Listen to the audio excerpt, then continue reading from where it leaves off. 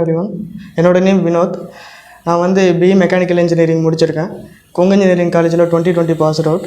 And நான் apprentice training பண்ணியிருக்கேன் Hindustan யூனிலிவரில் 1 year. 1 year முடித்த அப்புறம் எனக்கு வந்து டிசைனிங் ஃபீல்டு இன்ட்ரெஸ்ட் இருக்கிறதுனால கோயம்புத்தூர் CAD சென்டரில் வந்து நான் AutoCAD அண்ட் கிரியர் 2 கோர்ஸ் டிசைன் எடுத்து படிச்சுட்ருக்கேன். இப்போ வந்து நான் AutoCAD வந்து டிசைனிங் கோர்ஸ் முடிச்சிட்டேன். அதனால் முடித்ததுனால எனக்கு ப்ராஜெக்ட் கொடுத்துருக்காங்க. நான் ப்ராஜெக்ட் பண்ணியிருக்கேன். என்னோடய ப்ராஜெக்ட் என்னென்னா design of boiler feed regulator and check valve. இந்த செக் வால் வந்து எதுக்கு யூஸ் ஆகுதுன்னா பாய்லரில் வந்து இன்லெட்டுக்கு வாட்டரை வந்து இன்செர்ட் பண்ணுறதுக்கு யூஸ் பண்ணுறாங்க. மோட்டர் பம்பில் இருந்து பாய்லருக்கு போகக்கூடிய வாட்டர் வந்து ஹை ப்ரெஷரோ லோ ப்ரெஷரோ இல்லாமல் செர்டன் ப்ரெஷரை மெயின்டைன் பண்ணுறதுக்காக இந்த செக் வால் வந்து யூஸ் ஆகுது. இந்த செக் வால் வந்து இதோட மெயின் ஃபங்க்ஷன் என்ன அப்படின்னா வாட்டரை வந்து பேக் ஃப்ளோ ஆகாமல் பார்த்துக்கும். ஒருவேளை பேக் ஃப்ளோ ஆச்சுன்னா மோட்டரில் பம்பில் இருக்கிற இம்பலர் கேசிங் ஏதாவது டேமேஜ் ஆகும். இம்பலர் டேமேஜ் ஆக சான்ஸ் இருக்குது. பைப்லைனில் ஏதாவது வேறு வால்வ்ஸ் இருந்தாலும் டேமேஜ் ஆக சான்ஸ் இருக்குது. பாய்லரில் ஹாட் வாட்டர் இருக்கும், பம்ப்லேருந்து போகக்கூடிய வாட்டர் வந்து கோல்டாக இருக்கும். ஸோ ரெண்டுமே கண்டாமினேட் ஆகிறதுனால பாய்லர் எஃபிஷியன்சி குறையும். இதனால் இந்த பாய்லர் ரெகுலேட்டர் அண்ட் செக் வால் வந்து யூஸ் பண்ணுறாங்க.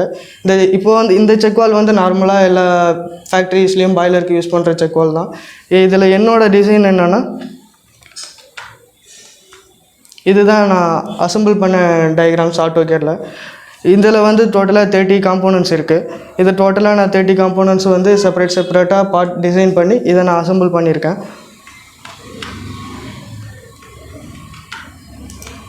இது தான் AutoCADல டிசைன் பண்ண காம்போனன்ட்ஸ்.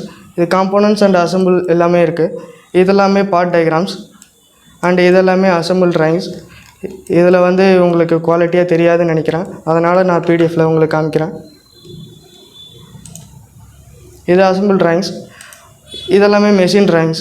இந்த மெஷின் ட்ராயிங்ஸ் எல்லாமே நான் செப்பரேட்டாக காம்போனன்ட்ஸில் யூஸ் பண்ணி நான் மெஷின் ட்ராயிங்ஸாக பிளாட் பண்ணிக்கிட்டேன்.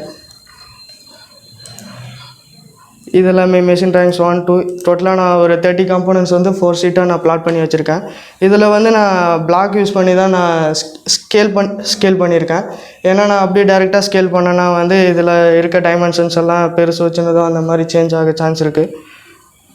ஸோ நெக்ஸ்ட்டு இது ஒரு ஒன் ஆஃப் பார்ட் டயக்ராம்ஸ். இது இந்த மாதிரி தான் இருக்கும். பார்ட் டயக்ராம்ஸ் செப்பரேட்டாக நான் பண்ணிவிட்டு பிளாட் பண்ணி வச்சுருப்பேன்.